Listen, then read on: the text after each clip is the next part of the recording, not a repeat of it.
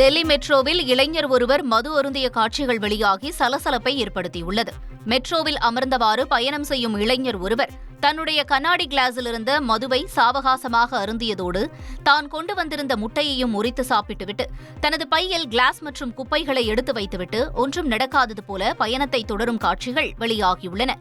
டெல்லி மெட்ரோவில் அண்மை காலமாக இளைஞர்கள் இன்ஸ்டா ரீல்ஸுக்காக இதுபோன்ற சம்பவங்களில் ஈடுபடுவதாக குற்றச்சாட்டு எழுந்துள்ளது. புது பெண்ணாக இருந்தபோது கிடைத்த பட்டா நிலத்தில் குடியேற முடியாமல் தவிப்பதாக மூதாட்டி ஒருவர் கடலூர் மாவட்ட ஆட்சியரிடம் புகார் கொடுத்துள்ளார். மாவட்ட ஆட்சியர் அலுவலகத்தில் நடைபெற்ற குறை கேட்பு கூட்டத்தில் கொத்தட்டை கிராமத்தைச் சேர்ந்த வைரம் என்ற மூதாட்டி உறவினர்களால் தூக்கி வரப்பட்டு மனு அளித்தார்.